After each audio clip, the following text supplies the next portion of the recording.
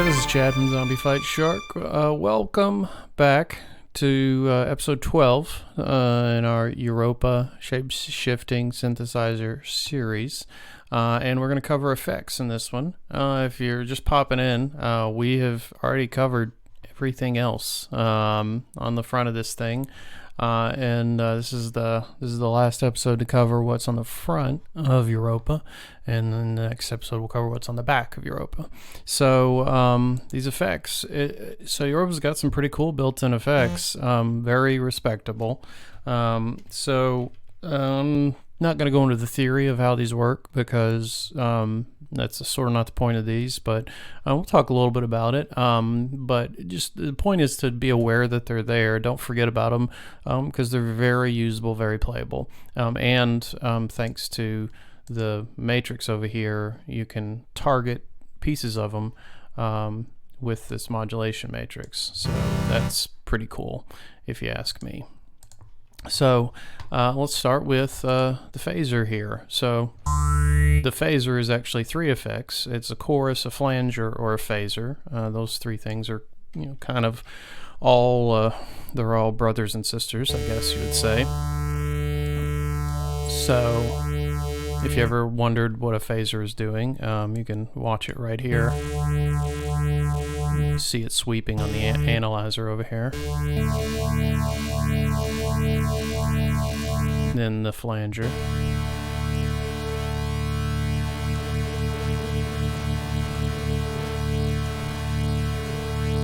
So very similar effects. And you can see it cutting out harmonics, sweeping back and forth. And then the chorus.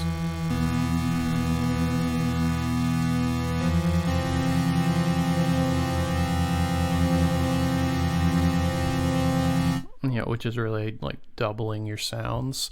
So that's your chorus, flanger, or phaser, and you can see as you toggle these, the name actually changes right there, which I think is a nice touch.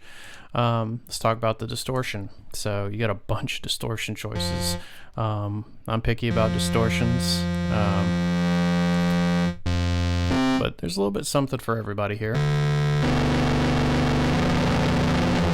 You got one just generic distortion, and you got drive, tone, and amount to play with. And I think that's fairly self-explanatory what these do. Scream distortion should sound familiar. Tube distortion and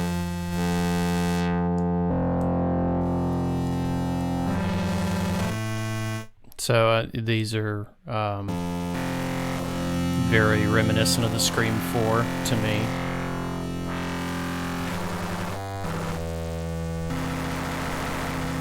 I like the sign, it's nice. Sample and hold.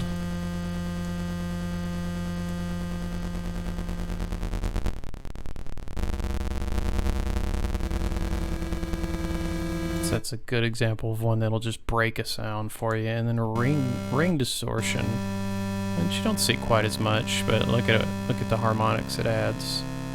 Like, it makes it very rich. And then as I play with the drive there, sort of goes bonkers, messing with all the harmonics.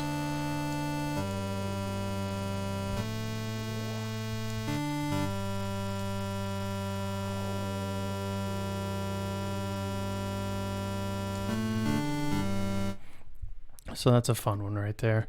So next you have EQ, and this is just very basic EQ, frequency, Q, gain, and so what is that? It's all the way up to about 13K, and it sweeps down to, what is that, about 50?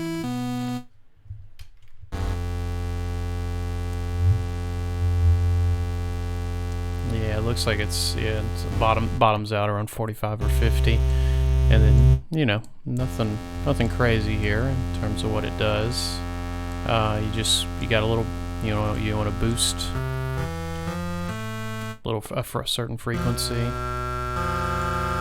That's what it's for. Delay.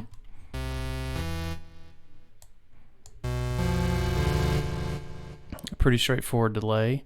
Either sync with the time or don't.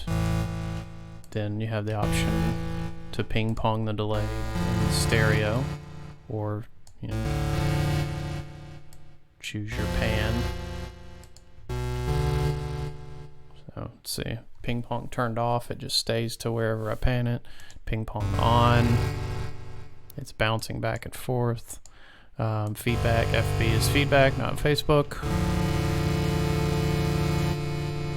So you turn that all the way up and get forever feedback on it. And then amount, you want your delay to, how much do you want it to apply. Compressor, so it's a standard compressor. Suitable to use on some drums. Goes down to 1.2 milliseconds, so you could use it on drum if you had a drum sound you wanted to use it on, up to 49. So works. That's good enough for most things. Then threshold, kind of all your standard compressor settings. Release down to 100 milliseconds, all the way up to 4 seconds. And ratio, infinity down to 1:1, up to infinity to 1.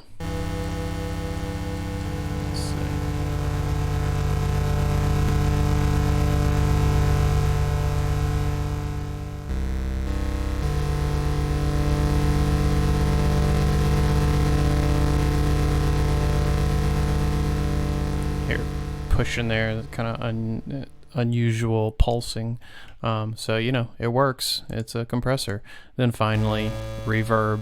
I like this reverb. So size, dampening. And I don't know if you can hear it or not, but I'll go to a higher pitch.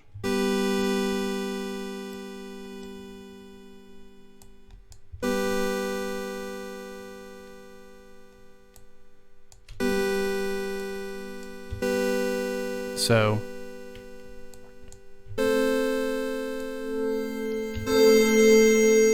hopefully you can hear it there, what the dampening does. So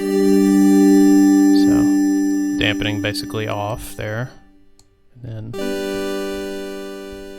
you've dampened the reverb quite a bit. So usually there's a nice middle ground, but I find it to be a fairly respectable reverb here. Let's see if we can do anything interesting with it.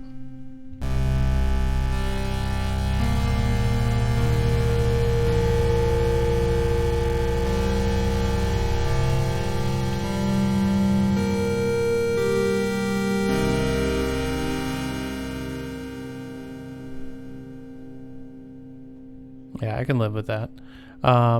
So there's your effects. And then of course there's an on-off button. So if you're not using any of the effects, turn it all off. And you got your individual on and off. So not too shabby. And if you run out of ideas of routing with your waves and filters and modifiers and so forth, you can start routing stuff with your effects. So just for fun here, we got distortion. Let's turn it to sample and hold, and then we'll take LFO2 and route that to distortion, drive, and then we're gonna turn it all the way up.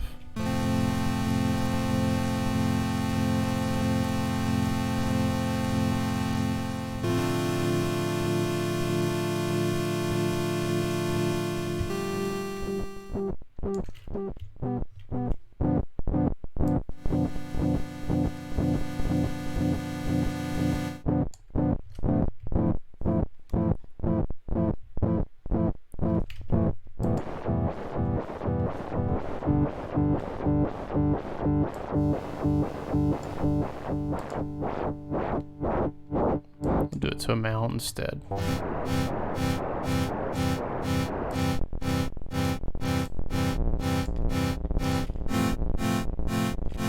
So I think you get the idea. One more fun thing that you can route there. So in the next and final episode, we'll talk about the back and what this stuff is good for. So I hope you will join us for that last one, and appreciate your eyes and ears on this. We'll see you then. Cheers.